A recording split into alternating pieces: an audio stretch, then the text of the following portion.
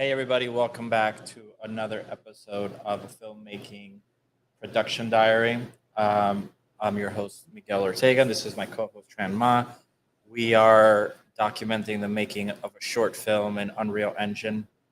Um, we did one last year called Voice in the Hollow, and that went very well, and we're doing it again. So, what do you say about that, Tran? Yes, we're doing it again. A little bit more polished this time around. A little bit more polished, but we're definitely moving slower because it's more ambitious, we think. Yeah. So, but that's that. So, this week, hello Netbug. So this week we got a bunch of stuff done. Tran, do you want to go first? Show some of the stuff. Well, my goal is to finish this today, but if I show you the progress, so I have this section of the wall done. Let's see, right? I don't know. You can see it clearly, yeah. Yeah. So it's very Art Nouveau, stained glass, but I'm also trying to make it feel more hive-like in the pattern. And then the rest of the glass here. And then I kind of altered some of these shapes, like these strange little columns. And that side is done. But I think that works, right? So it's quite ornate. I think this is definitely not going to be in every room. We're just doing this in the main one, and we'll probably go more rough on the other stuff, so it could be a little bit faster. Why does your mic sound so noisy? Does it? Yeah, like whenever you talk, there's a lot of noise, and then when you stop, the noise is gone. I don't know. Is it still noisy? Yeah. Let's see. Let's look at my settings. Well, while you do that, I think what you're doing looks pretty awesome. So the idea here is that these guys live in a colony under a cedar tree. And I'll just show you guys. I've shown this a million times at this point, but for those that don't know,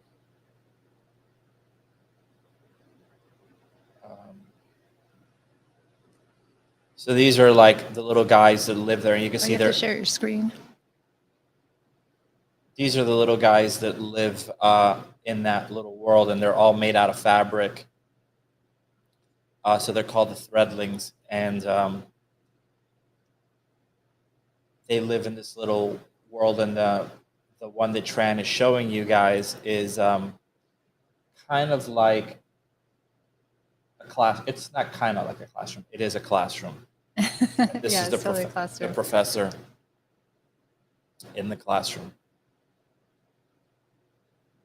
So you can see he's missing an arm because they get attacked by these horrible moths. So anyway, back to Tran's classroom.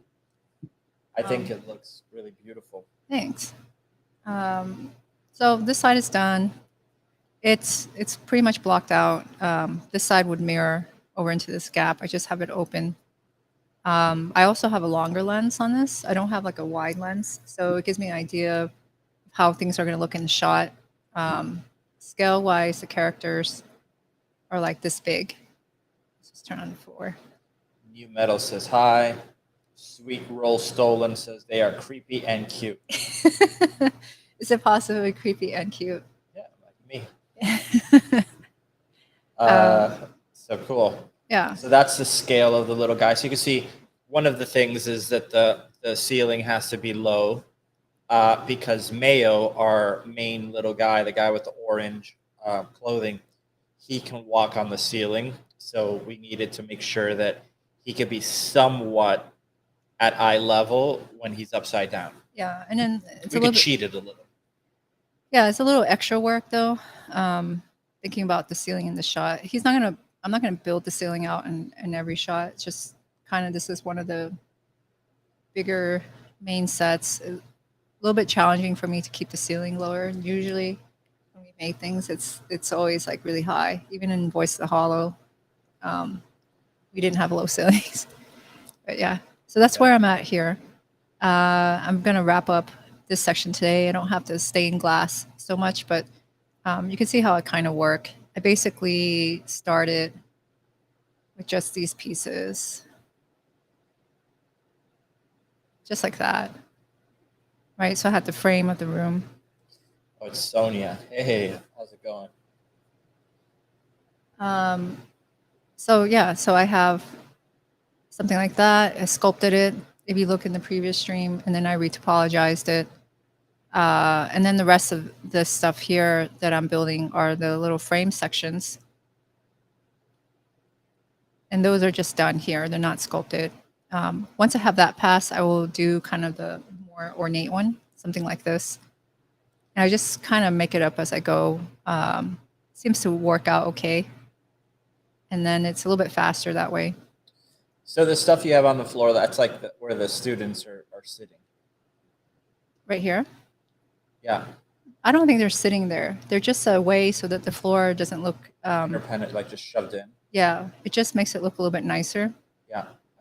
So I'm probably going to do the same a little bit over here. I don't like that transition so much, but yeah. So that's that. And I think once I get that in, I'll do something pretty simple up here for the ceiling and then just bring it in to Unreal. And then texture and see how it looks. This is supposed to be all glass. So the idea is that there'll be a lot of light coming through it. It'll be a very like illuminated space, which I think could look pretty. We'll see. I think it could look really beautiful. Yeah, that's if I can get the materials and the lighting and the texturing to look nice. Let me show some stuff. Give me a second.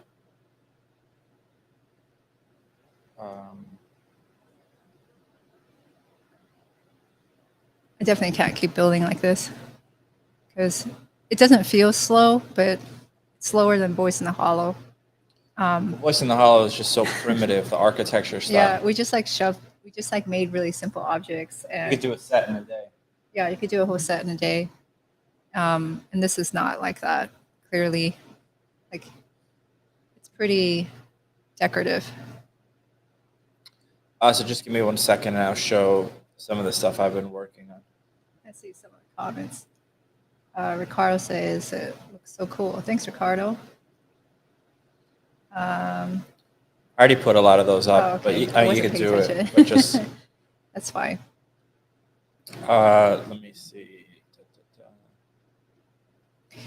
While Miguel's getting ready to show you stuff, I'll show you kind of my process. Like, it's not that complicated. I kind of have like a formula going, and once I made this silly formula, it made it really fast. So I basically have base meshes like this, and you know, if you look at it, you can kind of see the original base mesh or everything.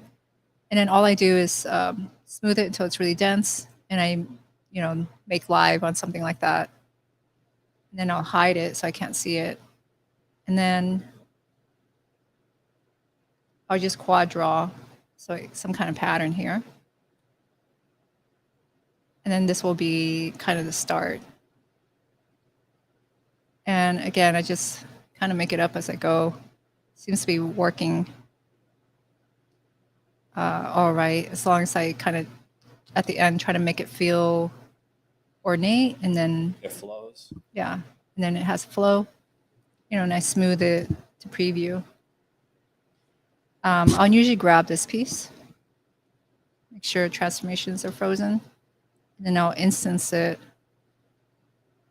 on the other side like that, and I can start previewing it. I can't really quad draw when it's smooth because it crashes a lot, so I'll kind of smooth it.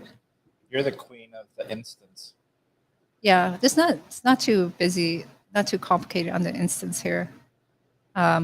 Normally, some of the instancing I do is really complex, but here it's not so much. So I might have something like this, and then just try to feel the flow. And I want long lines, but then I want some circular stuff, kind of more honeycomb. So I just feel my way around. Once I get started, it gets pretty quick. But if I, take a break from it, it takes me a moment to get back into that. So they're asking you how much concept art. Oh, there's none. You're seeing the concept art. That is. There's no concept. I just make it up. There's a lot of reference. Yeah, there's a lot of reference. The reference is probably not what you think. I basically just look at like honeycomb patterns and like Art Nouveau like drawings of like their metalwork. It's like some of the stuff you see in Dover books. But that's kind of it. Yeah. We did concepts on the little characters. Those we had concepts for because well, Miguel had like a rough little drawing of them. Yeah, he kind of knew what he wanted. I think this would take longer if I had concept art because then I'd be trying to like match something and like the characters took longer because we knew. Yeah, you knew and I didn't know. I knew what I wanted him to look like, and Tran would just. I was like, tell me that I'm crazy. I have what? And then I'll keep working on it until it looks right. Yeah. But this here, it's faster because I just make it up. And then I just kind of step back. Is it too, how does it look along with the rest of the patterns? Again, they have these circular patterns here. And as long as it feels like kind of honeycomb, it'll be fine. So it's, there's a formula, there's a big piece, the small frame, and then the smaller details like that. You can see I just made that piece really quick. Anyway, you want to show some stuff? Yeah, you done? Because it's actually interesting to show this process. Well, then I'll just go up here and go, how can I feel that flow? So right now it's snapping onto what? This mesh I have hidden, which I'll show you. This one? Which is going with the flow of things. Yeah, well, it fits into like these spaces. Yeah. That way I don't have misalignment. Yeah. So that could be kind of tricky. I guess part of the thing that's really tricky, like this one here is kind of sloppy. And how did you make that? It's just like you deformed it and just shoved it in there? Well, these are just spheres. Okay. Like if you look at it, that's just... But you still had to deform them to fit into that weird shape. No, I just quad draw on it. The original spheres? Yeah, I deformed the sphere into this like flat pumpkin shape. Yeah. Okay. And that was it. And it's really round. I guess I didn't understand what you meant, but it's a perfect circle. And then this is like a half circle that kind of sticks out. So it's like very simplistic. Some of the stuff is more tedious, like this one. So you take a look at this. Let's just grab these two here. And I'll put default material so we can see it more flat. This one was tricky because the windows were very thin. And they're double-sided because that's how you want to deal with glass. And sometimes when you extrude, there's a misalignment. So, I have like the thickness. And what I mean misalignment is like the window just like goes right through it because it's so thin. So there's some tedious part here. You can kind of see that shape there. I didn't really care about this one because I don't think I'll ever see the other side. And so you can see here at, the window frame kind of didn't make it through. Yeah. No, and these were faster. So if you look at these were just extruded and these have these weird, they just kind of dent in kind of ugly. Where these have like nice kind of bevels. Mm-hmm. And on the door, because we will see the other side, there's a little bit more work because you have the bevel working properly on both sides. So that's a little bit slower. So how's that door going to open in your mind? Oh, pretty simple. So it's a half. It's a half, and then we have some important shots. Yeah, right around that door. I might have to modify the design in the bottom corner right here. To open and close. But it kind of works pretty well. Like it doesn't I think it'll work. it doesn't really collide, Yeah, it works. which is kind of surprising. But I think in real life, there's some collision here. So if this was real, I'd probably have to design some kind of gap. The thing that makes it hard is that it's curved and it's not quite flat. But I don't know. What do you think? Will you really notice that? No, not at all. Yeah. So the door will open fine. Yeah. I'm always thinking about the mechanics of things like that. So, yeah, I have fun kind of doing this. It's pretty simple. I just kind of keep going, and then just think about blocking out the shapes. Trying to go long, and I'm not really worried. It's kind of great that we just came back from Paris because you Yeah, we actually saw- see this like on train stations. Yeah. Well, we went into a mall. It was like a Macy's, Nordstrom type mall. And we went inside to look for a restroom. And when we went to this one section, just wandering around, we saw this like the ceiling of this beautiful building, and it was all stained glass, and it was so gorgeous. And it was just inside a mall. You would just never get that. And it made me think like, I really should get to stained glass stuff looking nice. Okay, so hold on. So we are having some sound stuff here. So I do have noise suppression and echo cancel turned on. I have it too.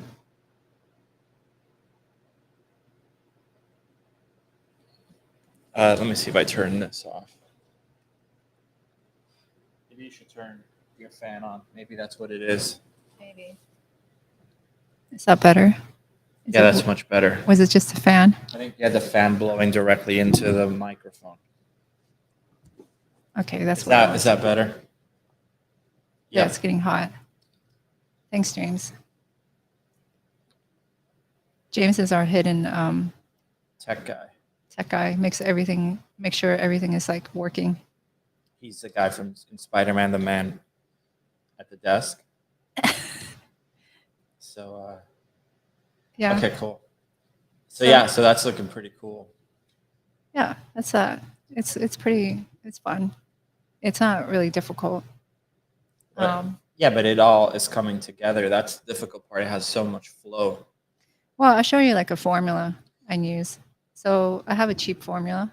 Let me just save this. So just so everyone knows, by the way, that will all look like it's made out of wood. So the color palette in here is going to be green and brown. Yeah, very, very earth tone. Yeah. Okay. So I have these here. I make sure that they're kind of high. So they're inside the frame and they have decent connections. And then what I'll do, just check how it looks when it's smooth. Okay, cool. Let's say I like that. I think I want to keep these a little bit more simple so more light can come through. And then once I'm happy with that shape, I just smooth it one time. And then come back and I check my topology and I look for certain things like this that don't quite flow. And it still has a make live. So as I'm moving it, it's still keeping the nice shape. Because once I smooth it, it does some weird stuff to the geo. Okay, so clean it up. That one looks good. This one doesn't have that branch. And then I'll isolate that, turn off to make live. Let's save this. Then I'll just grab the middle edge loop. This is truly a formula I made. And I'll get like the center edges like this. Let's do this one too. Well, I'll just do this one. I should actually separate that one. And I'll pull it forward. Usually the fatter ones have more width and the thinner ones are less. And then I'll grab this and I'll just hit bevel. Just like that. And then the fraction disappeared. Hold on. Let's do 0.1. And then I can see how it's smooth. Okay, there's some errors here. I'll just fix that. So this is a long question. It's a good question. Building scenes like these, are you both working with a storyboard, or how does planning and dividing work take place to make sure everything is complete on time if there is a deadline? Okay, so we don't have a storyboard, but we have a script. So we know that we have these particular rooms and particular key moments that are important. He has to walk on the ceiling. The door is going to be used a lot. There's a fight that takes place.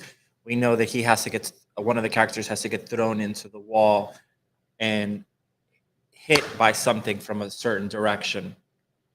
Is there a wall there? Does the door look nice enough to hold up a bunch of close-up shots? The eye line thing upside down. How is the work divided? On Voice in the Hollow was divided. Tran has really been taking the lead on the 3D stuff on this one because I've been doing a bunch of other stuff. The big difference in Voice in the Hollow to this is that we had a script already finished from the beginning. On this one, we did not, and that messed us up big time because I had to focus on the script while Tran was focusing on the 3D. Now I'm all in on the 3D. Yeah. But Tran is the production designer, so in terms of this sort of stuff, I know what I want the stuff to look like, and we talk about it, but Tran and I communicate with like grunts. If I go like, like she knows it. I mean, I want it Art Nouveau, and I want it to look like it's made out of wood. She'll understand that. Well, I mean, yeah. the work is divided very evenly, and Yeah. We can both do the character. So whoever wants to do the character can do the character. Yeah. I'm not as broad as a generalist as Miguel. So I think Miguel has more wide set skills than I do. So that means he has to do other stuff. And then that keeps me more specific To modeling. And texturing. And texturing and look dev and lighting. So that's really where that's like really my specialty. So that means Miguel gets to do less of it because he can do other stuff. Yeah, I don't want to call it that I do the crappier work because Tran does plenty of crappy work. I do a lot of crap. But I do the stuff that is not seen, like getting the stuff to retarget, doing all the motion capture. Yeah, and you do all the managing of the artists. Like right now we have 3 riggers if you could count Shraga. So we have 3 riggers working on this. What else? We had Vague doing the models of the moths. Right now we're dealing with the casting. So it's just a lot of stuff. So, yeah. Yeah. And how do we have the deadline? Really, we have a goal in mind, but we could only get this done as fast as we can work, right? So yeah. So it's just how do we get done? Just work a lot of hours. That's how every indie project is, though. It's just work intense hours. I'll finish up this part here. So I'll show you a trick that really helps me work very quickly. So I have this piece. I don't have the extrusion. We'll planar map this. So this is my UV window, right? It's not for the UVs, but it helps me keep everything clean. And then what I'll do is I'll just extrude. So I'll just pull this out and kind of gauge how I want this placed. Something like that. And it's a little bit thicker than I want. And then what I'll do is kind of check to see how it looks. And I'll also planar map this one. And I'll have my UVs over here. I'll reverse this normal. Now you can see here I have the reverse extrusion. So the one thing I do here is I go to my UVs, select a shell border, convert that to vertices, and just deselect some of them that I don't want to be moved. And then once I have that, I will pull this back this way.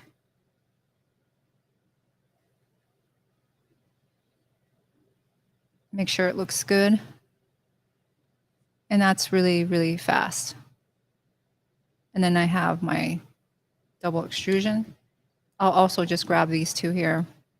There's actually in replane and project that. So I have this ready, almost ready to go. Yeah, it looks great. And then just add, again, it's pre-formulaic, but it moves through very quickly. Just add some tight edges here. If I didn't have the UVs, I would have to manually select it. So now that piece is done. And I can see how that looks. And then make the other pieces. I'll keep this one, I think, more simple. I think it gets too busy. Anyway, you want to show some stuff now on your end? Yeah, give me 1 second. Let me just see something here. Let's just instance this. Yeah, okay, I could show this then.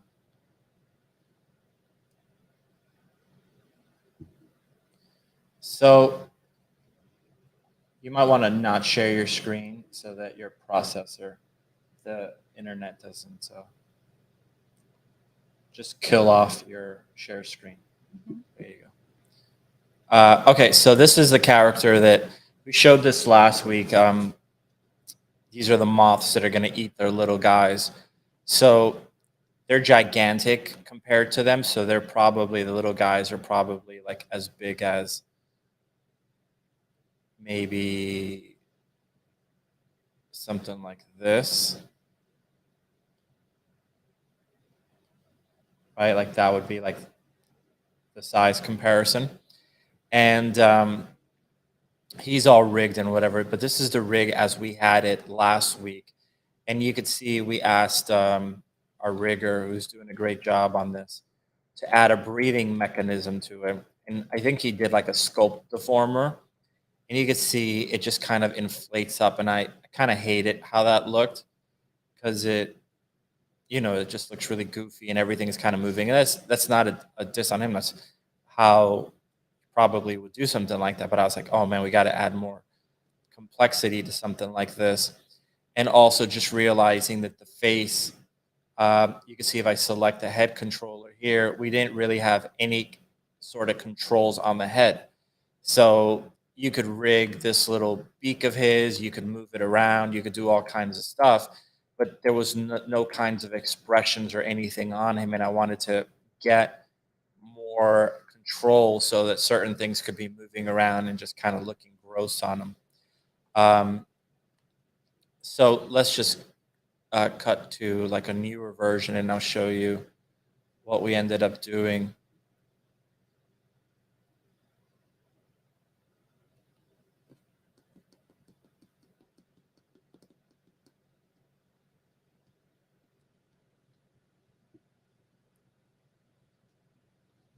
So I'll set this back to default material. So if I come over here to the breathing mechanism now, you can see that now the breathing feels much more natural. And you can see that things are moving in different directions, which is one of the things that I wanted. It's still extruding out, but it doesn't all feel like just something pushing everything out evenly. You could see even on the head, there's a little bit of movement as it's breathing. So I just wanted to get that kind of stuff in there. The other thing is if you go to the face, you can see that we now have controls to move the brow around, to move each mandible or whatever that thing is independently of each other. So we can have some kind of gross stuff going on there. We also have some gross little, movements in there. We have our nostrils. So we have that set, and then we have this set here. I could have broken this up into left and right side, but I kept it pretty simple. This one, I think I ultimately did break it up. So I'm probably opening up an older rig. You can see just having a little bit of movement on the eyes here. so that they could shift a little bit. So did a lot of that stuff. So let's go back to the breathing here. You could see one of the big things I wanted is to really make it feel like it's happening in this chess piece and it's not affecting the rest of it. Right? And you can see not everything is going in the same direction. Some stuff is shifting that way, other stuff is shifting this way. So let's look at that, how I usually do this. So I've been using a lot of ZBrush on this project, which is something I don't normally do. I do use mostly Mudbox just because I do mostly simple stuff on this project so far on the modeling side. So I just prefer the simplicity of this interface. But the thing that I like the most in particular has always been the layer system. That's been my one thing that keeps me here in the camera. So let's just do the breathing for example. So what I would do here is I would just come over here, select this guy. So you can see I have my object list just like my outliner in Maya, and I'm just going to select the body here. And I'll just create a layer, and the layer works just like Photoshop layers. And usually what I'll do is I'll start with a really big brush, and I'm using the grab tool, and I'm just going to shift this out. And I'm really focusing on like panel by panel, right? So now you can see I have the slider and I can just do this. So that's cool. The thing is, I don't want it to fall off onto other plates. So what I'll do here is I'm just going to turn on the show mask and then just go into this mask icon here. It used to look like a theater mask, which I like much more. And I'm just going to go in here and essentially just mask out parts of that layer. So if I turn this on and off, you can see I'm just hiding how that appears. And I'm just going to make sure that nothing is getting affected over here. Now this plate can be affected, this part right here. So I'll leave this, I'll hold down Control and I'll do like undo. That undo, it just like inverses the function. And this part, it's okay if it has a little bit of movement. And I'm just going to hold down Shift to smooth out the masking.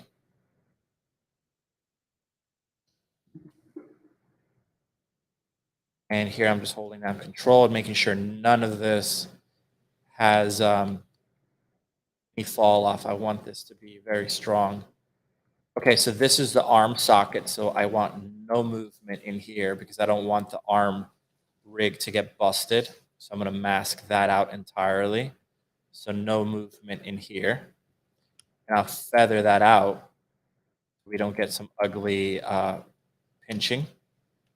And then over here, I'm going to mask this area out as well because that's no longer part of that first plate. So I could just come over here. You can also save your mask, right? Can you save your mask? I think so. Well, I don't think you can. You could save a selection. oh, I see, which kind of speeds it up a little bit. Yeah. Well, I mean, it doesn't really speed it up because once I do this once, I'm not going to need to necessarily come back. But you could if you absolutely want to. But that's with a different tool. That would be with my selection tool.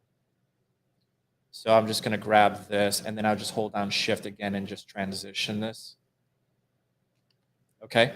So now you can see if I move my thing here, you can see the breathing. Yeah, that's nice. Okay, so that's cool. That mask will stay there, and I'm just going to go on and create another layer. You use the grab brush again. Now I'm going on to the second plate, and just to show, I'm going to move this in And I didn't move it in on the final one, but just as an example, and lift it up. Okay. So now I could just go back to my mask. And now we only want that panel to move. So now I'm going to erase this guy.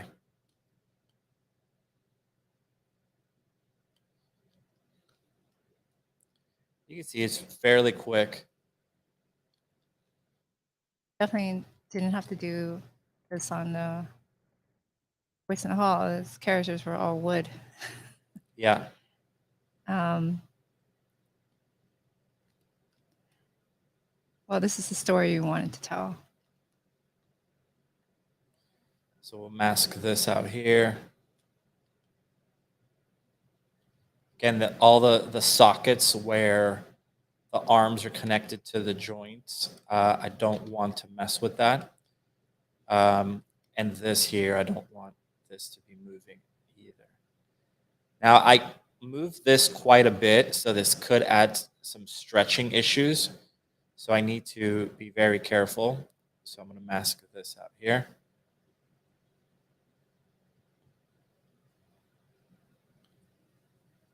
Now, what's fantastic is if I would have loaded in the moth as an FBX file directly from Maya, it would have automatically treated every single blend shape as a Mudbox layer, because Mudbox has kind of become the blend shape tool. So it's kind of great for that. So I could just bring that in. All the shapes will be automatically turned into, all the blend shapes would automatically turn into layers, and you could mess with them, adjust them. Okay, so now this piece here is moving separately, right? You can't select two of them at once, but at any point, I could just come over here, bring them both, set them both on, and just go to merge visible. That's going to wipe out my mask. You can see it's a display bug that it shows still there, but once you turn it on and off, you can see it's gone. But now you can see. Does look nice. Like you have it going. It feels like it feels good. Yeah, again, I didn't make it move in that direction, but I just wanted to show how you can get this kind of complexity by breaking this up into different pieces, so it feels like more than just one thing is happening at once. And if you're happy with that, we just say, okay, great. Now we just move on over here and go on to the third piece. So 1, 2, 3.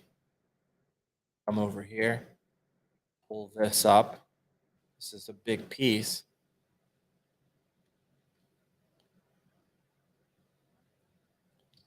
Let's play with the slider. So that's good. Okay, let's bring this to 100. Go back to our mask. And we just mask this out. Let's turn on our mask so we have our red mask, just like Photoshop. And that's ultimately why I like it. It's just, you could see, even if you've never used this tool in your life, the interface and the concepts are so much like Photoshop that what I tell a lot of people is I'm like, you already know this tool. You just didn't know you knew this tool.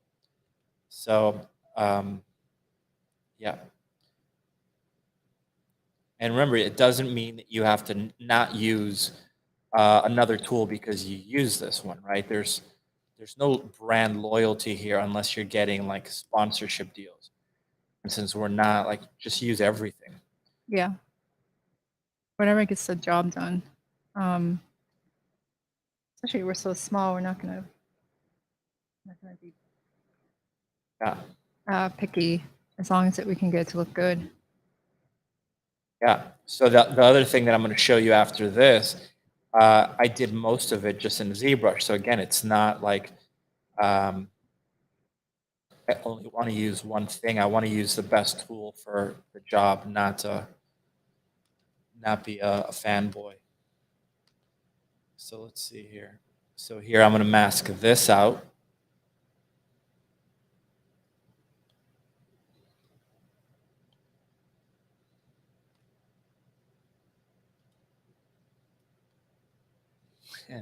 It's Zop effects. Look who it is. Hey, Pete. Zop Effects. What's up, Pete? When are you coming to visit us?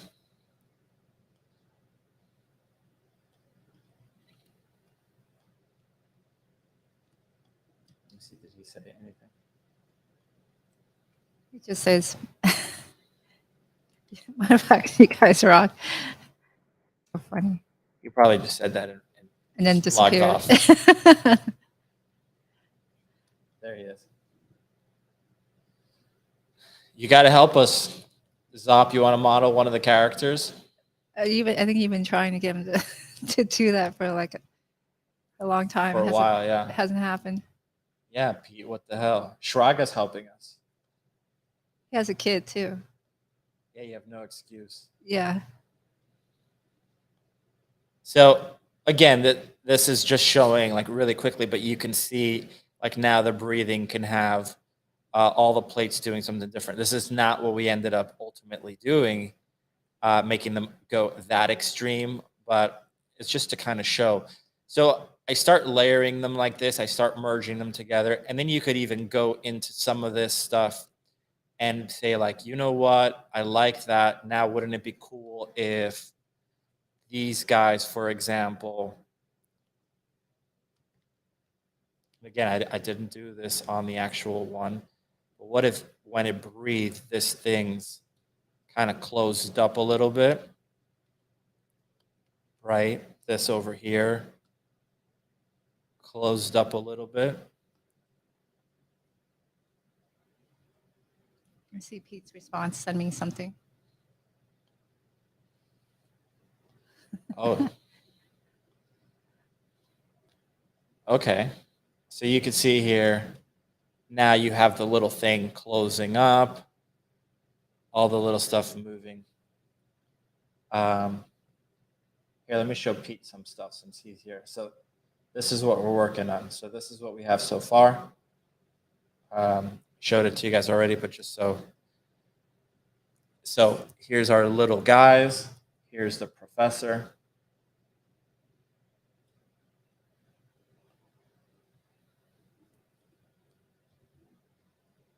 So that's Mayo, that's Cott. And then the grumpy teacher, we're going to call him Professor Shrog. For real. For real. It's actually me, Professor Shrog. So Pete, if you help us, we'll call one of the characters Zop. Zop's not a bad name. It's not a bad name. Yeah. It's So anyway, so we go in here, we just start setting this up, and you can see you start getting a lot of really nice complexity in there. And once you're happy with that, just start exporting these things out and bringing them into Maya as a blend shape. So grabbing the stuff, exporting it out, and plugging them in here. So these are the bad guys. So going in and doing that, that was a big thing this week. The other thing that we've been working on is this, which this is just no fun at all, but it is what it is. So let me show you. Let me close this.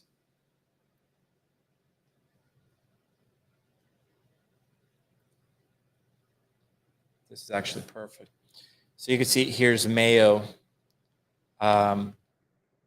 without any clothes on.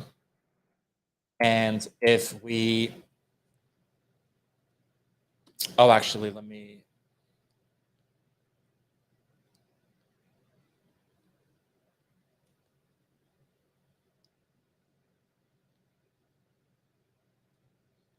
import something here.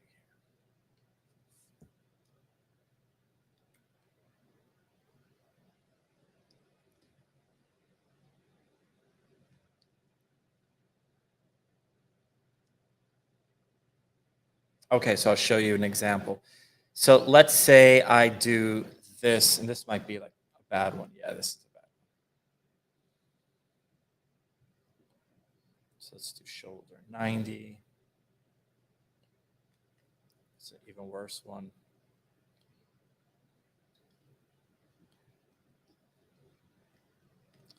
Even worse one. Of course, it's going to be the last one. Okay. So you can see when the character's rigged, you sometimes get issues no matter how hard you try to rig it, where the deformation just doesn't look perfect.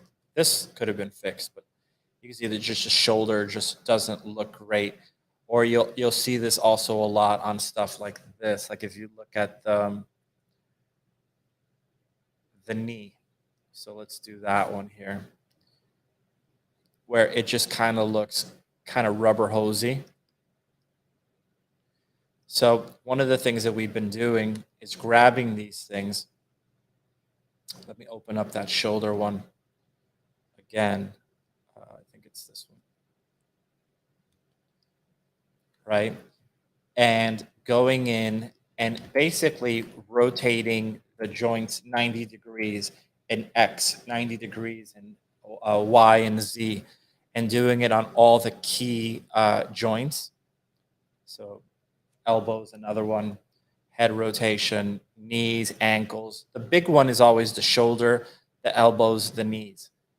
And bringing that in and then going in and fixing it entirely. So let me see if I could find it here. So shoulders, Y. Fixing it like that. And now you would have essentially a set driven key that would say, hey, whenever that joint rotates 90 degrees in that axis, which is Y, trigger that blend shape. And that blend shape would correct it like that. It's going to save a ton of time on. We didn't have that in Voice in the Hollow, and then that had to all be done on shot modeling, which means it's fixed on every shot. Yeah. So just doing this on every single thing. It takes a very long time because there's a ton of shapes. So you can see this one over here. Some of these are not so noticeable, but you can see if you compare that to the final one. It's left knee, so this one right here.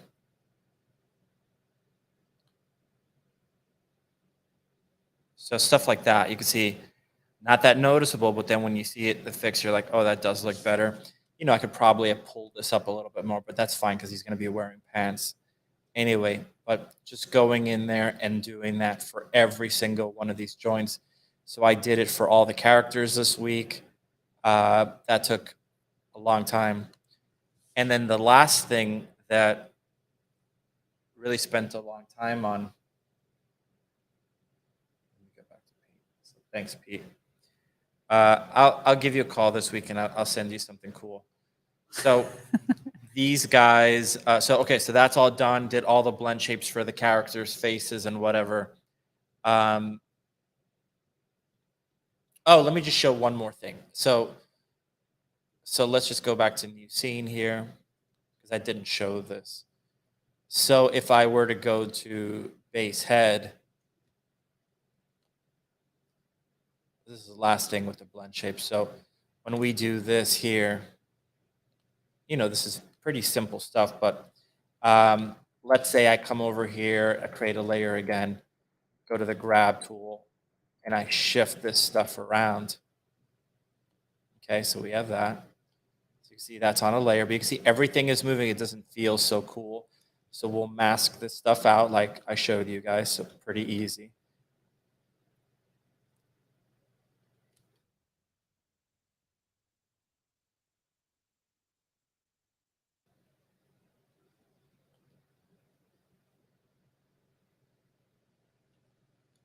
Okay, we'll mask this out here.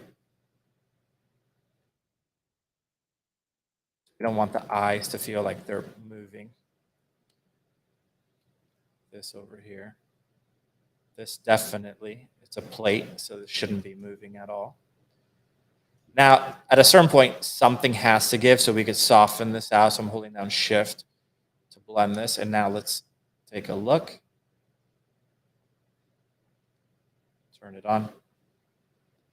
So we have that. So very cool. But now what I'll do is I need to break this up into left and right-hand side.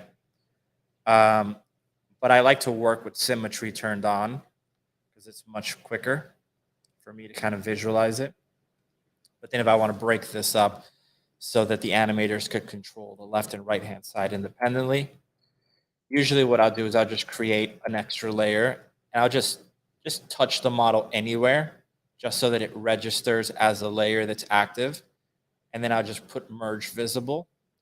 And now you can see the mask is gone, but now we have this. I could then just come over here, go to mask, turn off my symmetry, and just get rid of one side like that. Now if I turn this on and off, you can see I have this, perfect. Feather this out. Perfect. I'll duplicate this, and I'll go to flip layer. When I do that, it's going to give me an error message saying that I need to set the symmetry. So that's easy. Just find two faces that are on both sides like that. Edit, set topological axes. You're done. Now back to this. So this will be left side. You can see this is exactly the same, a duplicate. Flip layer. This might be because of the mask. Let's see. So let me just create a copy. I got to get rid of the mask. So merge visible. And I could flip this. And now you can see I have right side and left side. So now I could export each one independently. And I'll just do that for the rest of the thing. You know, obviously you're not going to do this as quickly. You're going to spend much more time getting it to look right.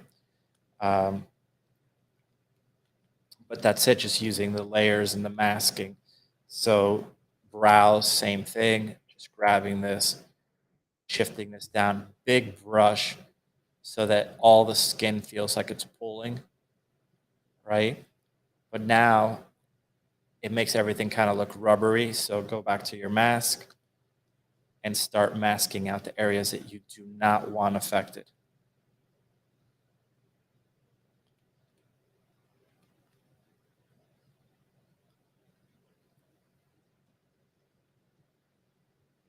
Okay.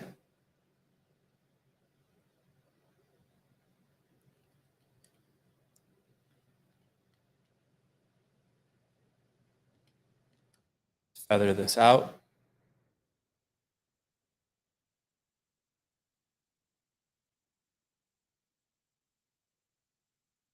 Feather this out. Okay, and now we can come over here. And you can see that feels much more natural since everything else is not moving with it. We could hide the mask. Use big brushes and then mask it out to not make everything move at the same speed. Okay, so now we have that. Now we have these guys. We have this guy. Okay, and connecting this into Maya is very simple, and I'll show you guys how to do that later. But just going in here and just being like, okay, it's really just what would be fucking cool. That's honestly, that's all I'm thinking about. So I'm looking at this, I'm like, okay, we have these gross little nostril holes, so let's close them up just so there's a little bit of movement there. So let's just do that. We created a new layer. Shift this up a little bit. I do like to move some of the stuff around, so I'll just shift it a little bit. So you can see, so there's a little bit of skin movement. Okay, now I might just use the mask and feather this out a little bit more. So just do something like that. Hold down Shift to smooth it.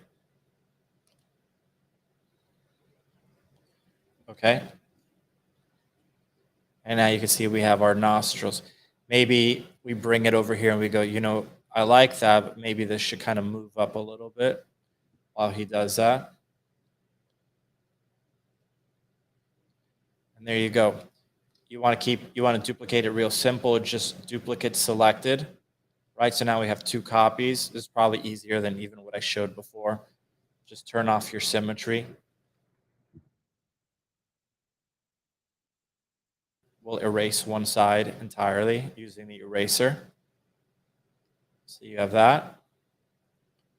Come over here.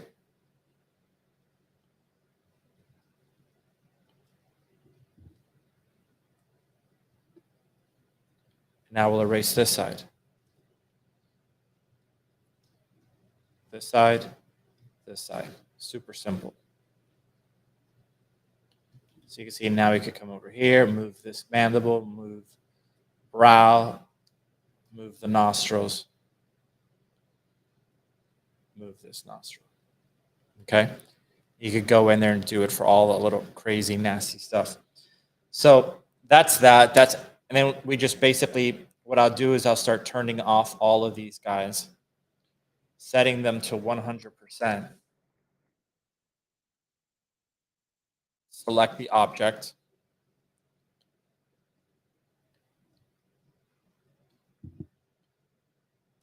Okay. And then just go to File, Export Selection, name it whatever you want to name it, move on to the next one. Hide that, turn this guy on, make sure he's set to 100%.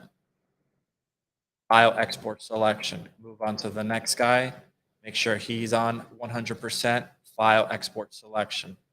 Next guy, 100%. You can see this guy's only 10. Export Selection. Now here's another thing you could do. You could come over here and set it to 100%, but you realize, damn, I think I went a little too gentle with it. Maybe you could set this to 200. When you do it to 200, you're like, okay, that's way too much. Maybe 150. Okay, and maybe you go, you know what? That looks kind of cool. So you could just grab that guy and export this. And in Maya, it's not going to see it as 150. That will be the shape. So you could over crank it in case you're being a little too timid, if you want, right? The other thing you could do is do it in the opposite direction. Like now let me do negative 100, right? So now I have a shape that literally makes the nostril flare. Maybe I don't take it to negative 100. Maybe I set it to negative 50. So now we have a nostril flare doing that. So you can see there's a bunch of stuff you could do. Interface could not be more simple. Tools could not be more simple. And that's why I use this for that. Okay. So this is the moths. And again, you can see they have like this crazy little thing here that is missing. Other thing we did this week is get this thing to work. I think we had already. We already had this last week. Oh, okay. So this is definitely not the last one because I put all kinds of limits on this. So Limits are good.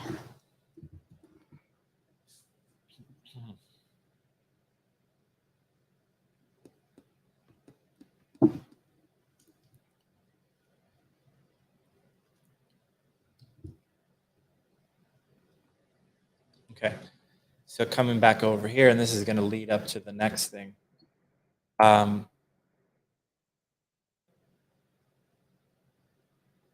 So my limit goes up to 0.2. But you can see now that it's going to look like this thing is injecting. That's pretty gross. The little threadlings. And the idea is that it would stab these little fabric guys with this super phallic contraption here and then inject them with its larva, right? Yeah, it's super disgusting. So we hate moths with a passion. And if you hate moths, what you actually hate is the larva, not the moths themselves. The larva is what actually is destructive, not the moths themselves. So this is our pitch is we want this to be Fraggle Rock with xenomorphs, and it's going to be super messed up. And the idea is that they get injected with the larva, and then the larva would rip out. So this is not the character that it's going to happen to, but since I had him rigged already, we could kind of see what it would look like. So this is the larva ripping out of the little guy. They're so gross. Is that bone and not an animation? That's Deformers.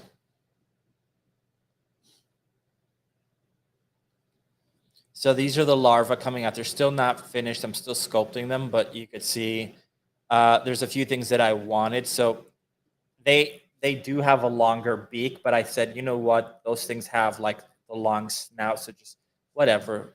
I'm the god of this world. Tran and I are the gods, so we could decide what the hell the babies look like, and this is what the babies look like. So I'm just going to put a couple more spikes to kind of tie it in. Kept the eyes very similar, and just really make it feel as disgusting as I could get them to look like. I still have to work on the rest of the body, but I always knew that you're never going to see the rest of it very clearly. It's all about the head. And obviously this is big time inspired by like the chest bursters in Alien, which again, it's Fraggle Rock with xenomorphs. Yep. And yeah, so that's what I've been working on. So the way I always do this kind of stuff is I'll always start in Mudbox just because that's the tool that I like the most for just roughing stuff in.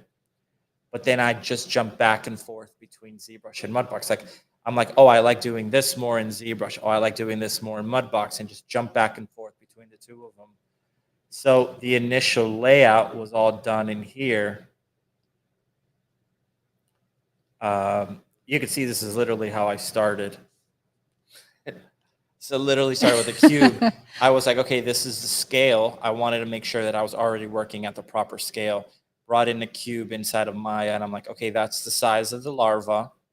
Saved me so much time because when I brought in this little messed up guy, it was already the perfect size. So I was like, oh, that's exactly the size I wanted.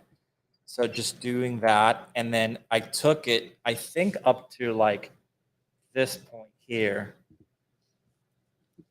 You can see it looks really crappy. But at this point, I think I did a little bit more. So I did that. I kind of initially wanted the eyes to feel like the Shin Godzilla eyes. And I'm still love the way Shin Godzilla and the different larva states look. So this was state 2, but I still wasn't liking it. But you can see here, I was trying to get more of that beak effect. So that still wasn't doing it for me. Then went into this.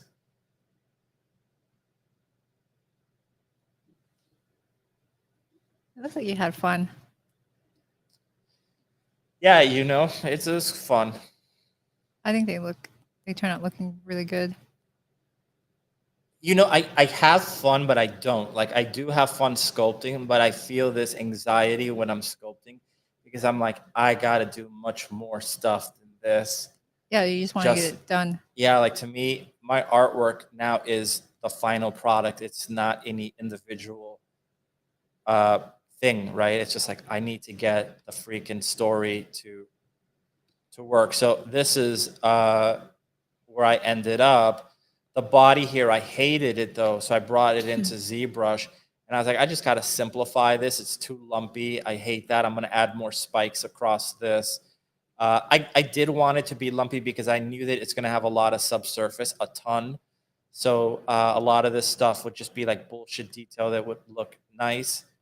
And I brought it in here and then just started kind of softening it out. And that's kind of where I'm at the moment. I was like, okay, let me just use the clay buildup and just kind of simplify this and try to keep it simple, but still have some kind of of a form to it. So just doing stuff like this, and I'm like, okay, let me see how I can make it not just look like a fucking hot dog. So just playing around with that and trying to get some kind of musculature or something in there. But again, I'm like super stressed out while I'm doing this because I'm like, I got to apply the blend shapes on all the characters. I got to make sure that so and so. I got to do the casting. I got to do all the stuff, and I enjoy the process, but it stresses me out. You can't really like immerse yourself in it. No, because I can't. I would love to spend a week on this, right? And I've spent like a few hours on it. Well, I know how you feel. Like the longer I work on this set, I start getting really anxious. Like, yeah, dude, how long is this supposed to take? Yeah. It needs to be done. So at a certain point, again, because, and this is something that someone, this guy, Akira from Cafe Effects used to do that I used to think was amazing, is he would start taking really rough models and just throwing them into shots just to see, do they hold up, right? And I was like, I don't want to get caught up in the stuff that doesn't even matter. I always have to remember that the final goal is the shot. So that's why I brought him in here. And I'm like, I just want to see, what is this thing even going to look like if I bring it in here? And when I saw this and how the big lumps, I was like, you know what? I actually kind of like that. I want like these little Tyrannosaurus limbs coming out that just kind of look stupid and unformed yet. So may add that. But that's pretty much it. I don't want to spend too much time on it because I know that whenever we do this, this is probably going to be as close up as it gets. It'll probably be dark and dramatic lighting. So I just got to, refine this, which I'll probably do today.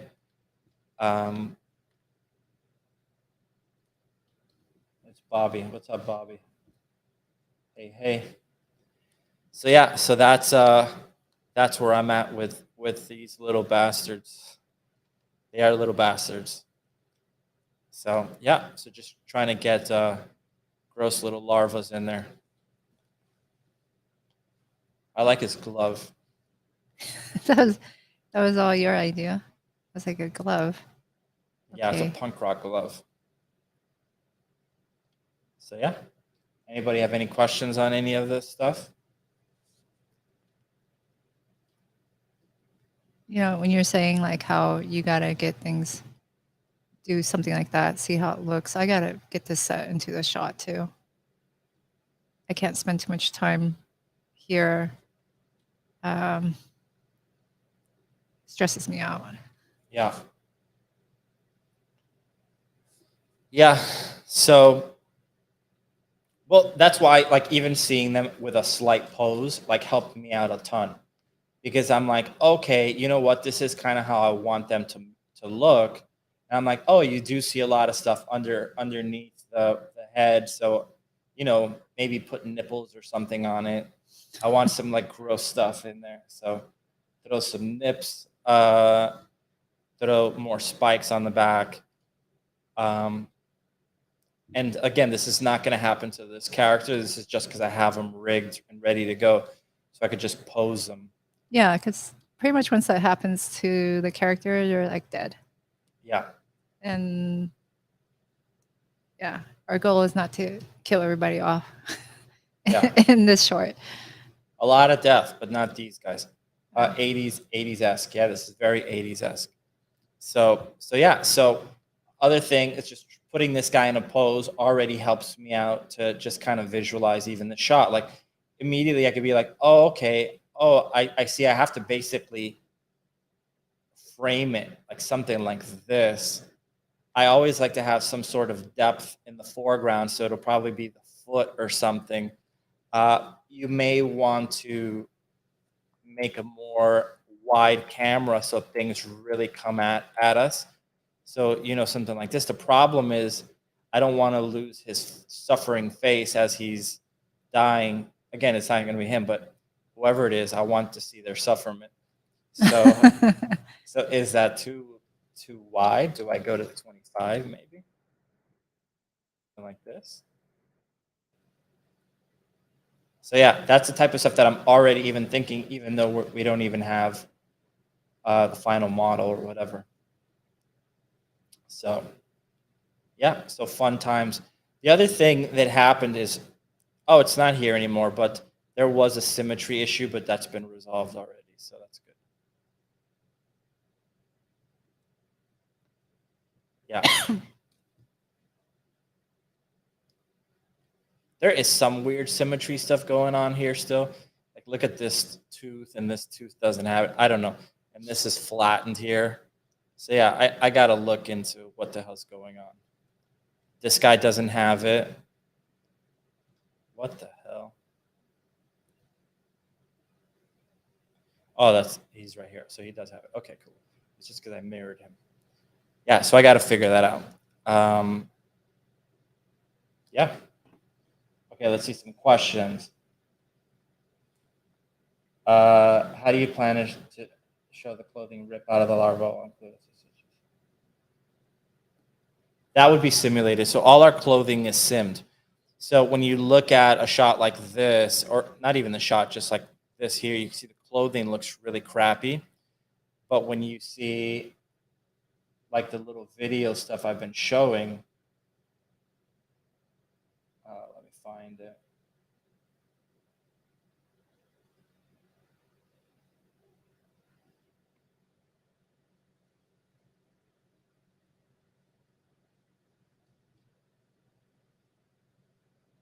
One second.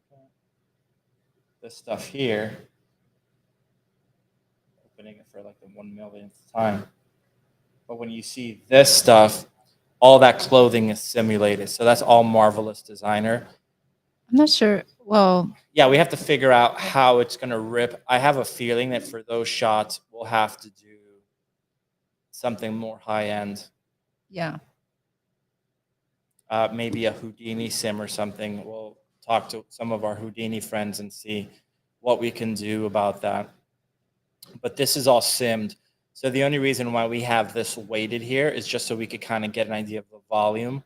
But we know that ultimately all of this will be replaced entirely, and it'll just be him like this.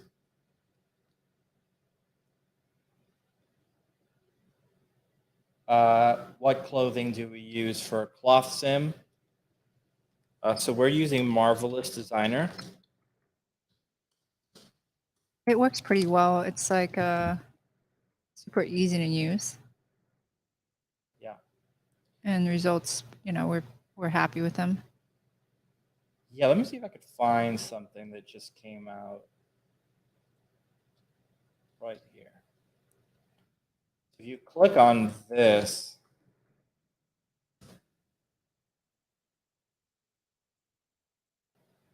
this is a story that Marvelous Designer just did on our previous film. And this is just talking about how we did all the sims. And I have a couple clips of the film. Yeah, and how fabric was used for so much of this. So, yeah.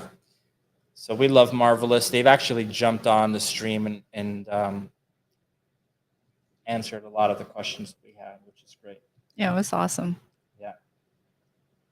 I love the contrast between the levels of detail. Totally. These little guys are going to have more detail once you put the shaders and the normal maps and all that stuff.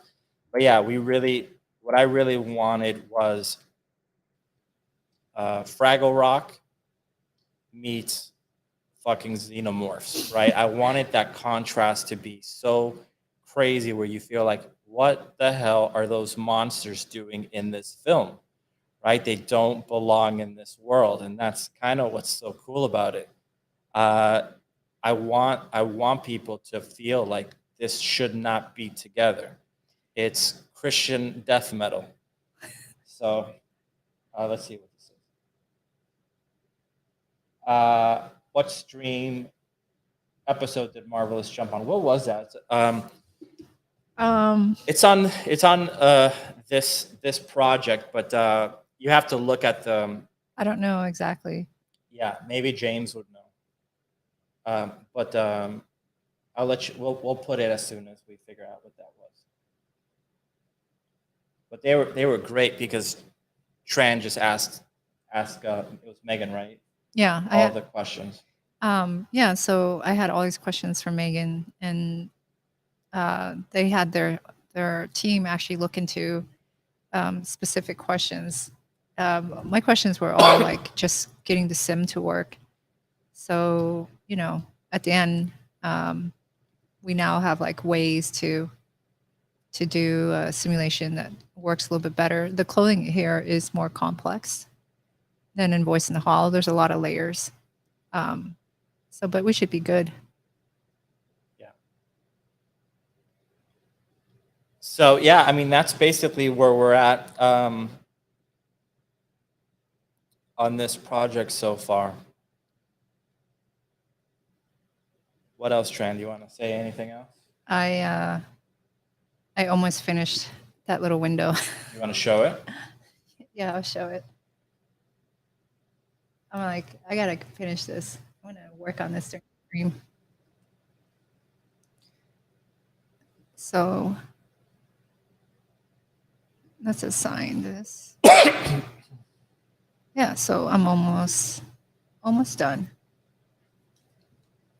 Let's rename that. So what I've been doing is, I look at this without any lights. So it gives me an idea of what these shapes will actually look like.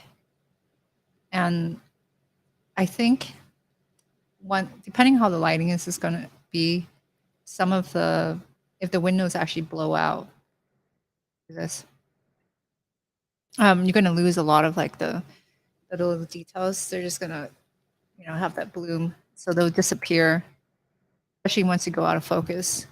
Do you know what I mean? Yeah. Like if there's light coming back and it's out of focus, we'll lose some of the shape. That's okay. But not if we make the colors dark enough for the stained glass. Well, I remember like on the Ningyo, I did some complex windows. And it still blew out? It completely blew out. It was like disappeared. I think you have more control with Unreal though, because you could just noodle it in real time until it looks right. It's fine though. That was effort put where it was like really far away. So the shot was like that. It was going to disappear. But a lot of these are intended to be closer like that. So when we're looking, that will be the light coming in. So it just gives me an idea of how it feels and how it looks. All I'm doing is just turning on lights, and I don't have any lights, so then all the geometry turns black. So I'm getting, an idea. Let's set it back, something like this. But yeah, so I'm almost done. That was kind of fast. And then I should be able to finish these other pieces up here, tackle the ceiling. And I just got to get it into the shot. I had other ideas, like I wanted like more roots and stuff like that coming in here, but I think it's too busy. And it will just look, way, way, way too busy. Bobby says, amazing work, Tran. Nice design. I love the curves. Thank you.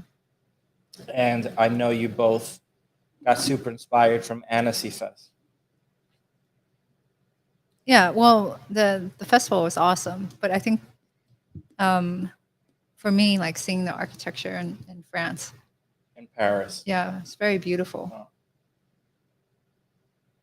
Oh, is that Den Rush? Is that Devin? Is that Devin?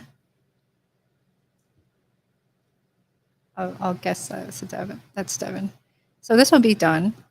And then I just got to come up with something more modular, like build a window, a generic window, a generic like doorway. And then those scenes will just like assemble them inside of Unreal. Like that's how we did Voice in the Hollow. We just had pieces and then we just constructed the set in there by just having modular stuff. This one is very different. Most of it is just being constructed.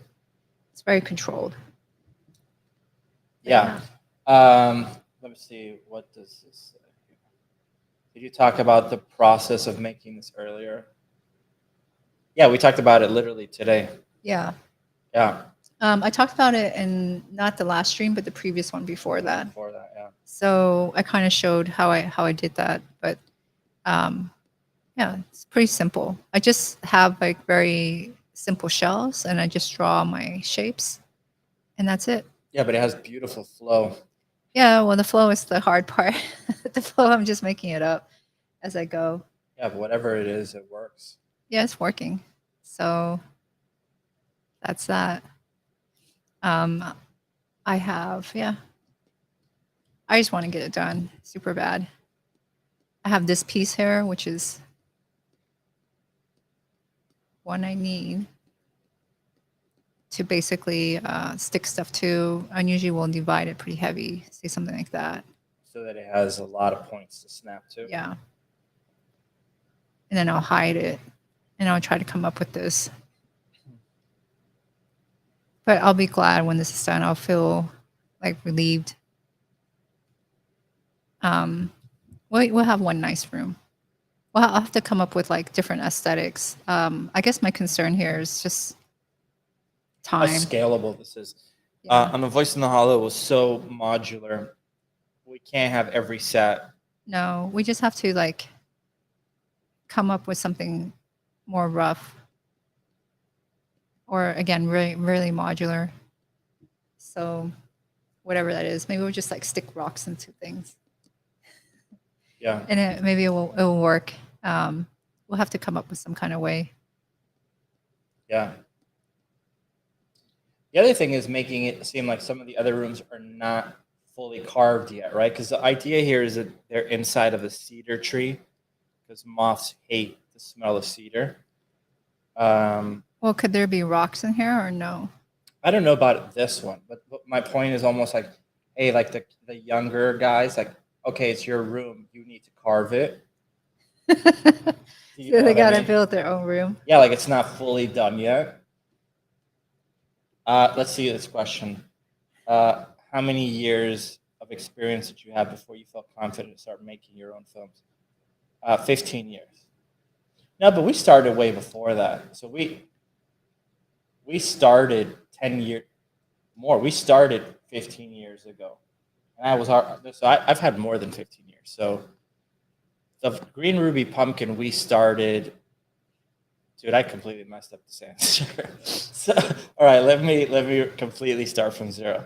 So I probably had like 3 years of experience when we started doing the Green Ruby Pumpkin, and that was 15 years ago. We have 15 years ago to do this one.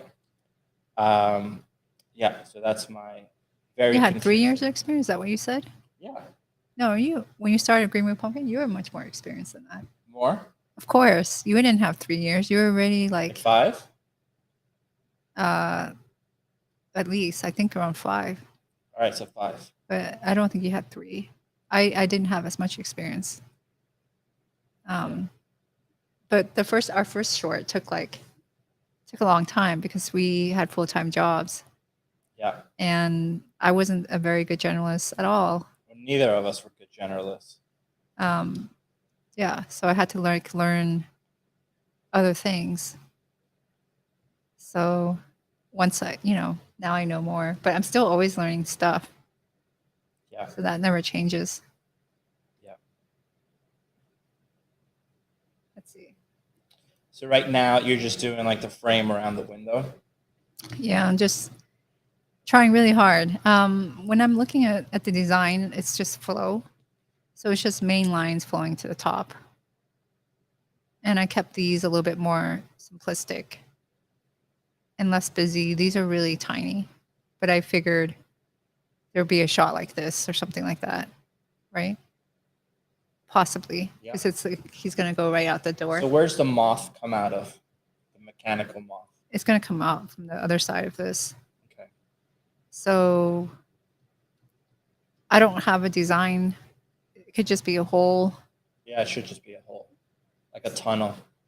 Well, that could be a tunnel there. Yeah. I'm not sure what to do with this stuff. I don't really want to make a new thing. Well, you could use the same stuff. Yeah, and I guess we just keep that open. Or you could have rocks poking out of that area. It could look really terrible if it's sloppy. I don't know. How about fabric? There could be fabric. Like draping along the sides?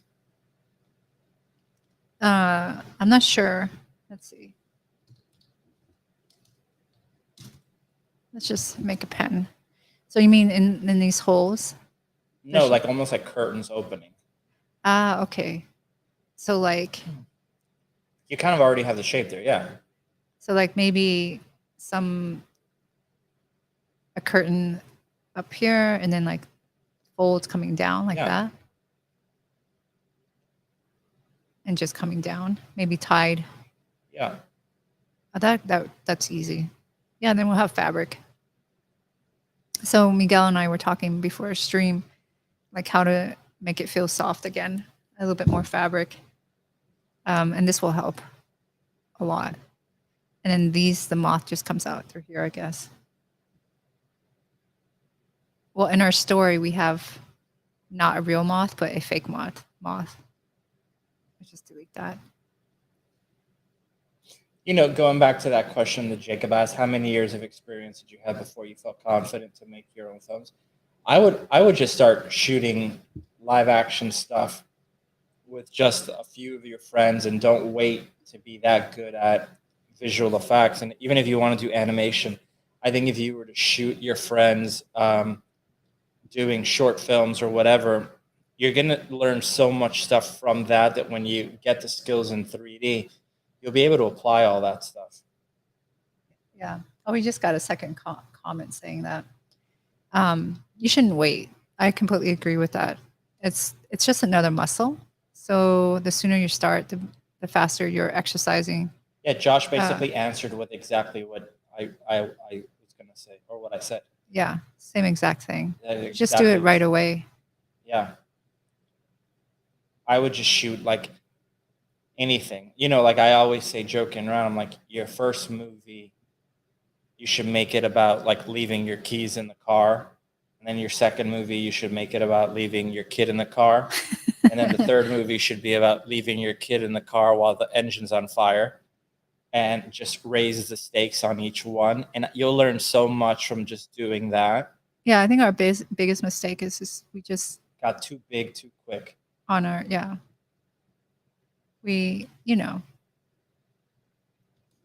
think that's kind of a normal problem. Totally. But at the end, I don't regret it so much because I feel like we learned a lot whichever way. It's just when we did something really ambitious, it just makes it like really hard to finish.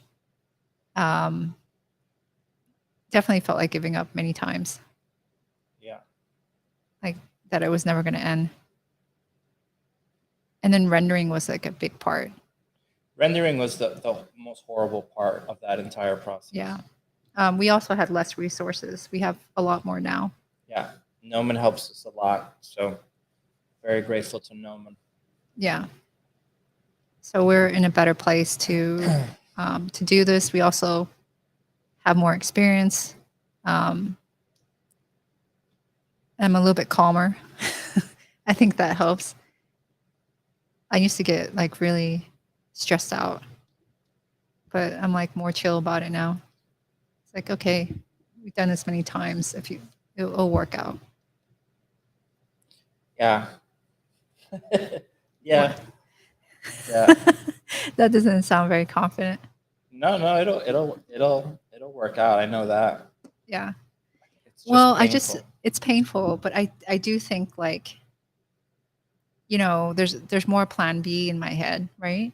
So like we were already talking, this one's taking too long. We can't do the second one that way. Whereas I feel like previously I'd be like, we'll have to keep doing it this way. Like I don't know, my brain just couldn't shift out of that. I couldn't think about on the Nino like making it more simple. Like it had to be complex. Well, I think what we need to come up with on this is like, okay, we have these like long corridors. How do we make a modular piece that we could repeat over and over and over and get this sort of aesthetic, Yeah. but still integrate it with Megascan stuff. Well, I just think it has to be more rough. Like you just build a stone and you just take rocks and like stick it around it. But it's got to be rocks. If you start doing like wood or half carving, then those are custom assets. Because what we got a lot of from Megascans is rocks. So like rocks it is. Yeah. I think the other thing that might be taking so long is like that could take a long time is like the idea of doing like roots, because roots are really custom, and if there's roots, they would be really big because these characters are small, so you can't just do like crappy textures on them. So that would be another thing.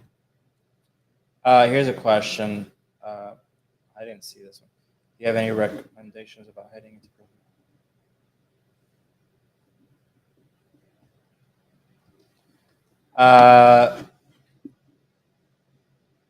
Yeah, I mean, we've talked about this before, but everyone that says that they're going to work with you on a project is probably not gonna, right? So a lot of people will be like, "Oh, I'll help you. I'll help you. I'll help you." That doesn't mean that we don't have an amazing group of people that help us, but I'll give you an example. On the Nino, I think at a certain point we had like 30 people volunteered to help us. From those 30 people, one person finished something. So, and that's not me complaining, right? That's just the reality. That's just the reality of Yeah. it. And people want to help. It's not that they're being dicks or whatever, but they come home after work, their kid is crying, their wife is happy to see them, or their husband is happy to see her, and now they're going to be like, "Oh, I'm going to sit down and work on this thing for very little to no money." That's just not going to happen. So you have to. That's kind of why Tran and I know how to do so many different things. It's not because we want to; it's out of necessity. Yeah, you'll get better. Yeah. Don't wait. You'll just gain the skills while doing this. Like, Yeah. I made my largest improvements when we are doing our own stuff because you just have to, right? Someone says, "Holy cow, is that all sub Ds?" So I think the big answer to that is just assume no one is going to help you and make your story around that reality that most people are not going to help you. We, like I said, we do have help on this one, but we have more resources now. And resources basically just means money.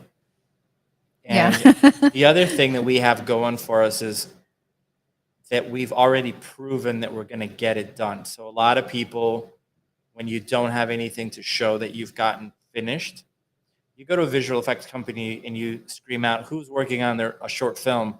Half the company's going to raise their hand. And then you go back 10 years later and you go, "Okay, how many people finished it?" No one is going to raise their hand, right? So once you show that you are going to get it done no matter what, I think more people are willing to put the time into it. Yeah. You agree with that? I totally agree. I also like gain a new appreciation. Like whenever I see a short film, I know how hard that person must have worked because it's never like they did it indie. If they had money, they raised it somehow. Maybe it was something that they saved for a very long time, and they probably had very limited resources, very little help. It was probably extremely difficult to get done. So whenever I see anyone or any short film online, I'm usually just impressed that anyone gets it done because it's so hard. So, it changes my perspective a lot. So someone's saying they had to do a similar environment once and they were felt absolutely miserable, and it took them forever to sculpt and retopo. So Tran doesn't sculpt it; she models it. Well, I did sculpt these, but I had you did? Yeah, but I had a pretty defined geo. Let's see if I can find. what it looked like before. You did it in like ZBrush? Yeah, and then I retopoed it. Oh, I didn't know that. Let's see what it looks like here. Oh, you did. Let's hide that.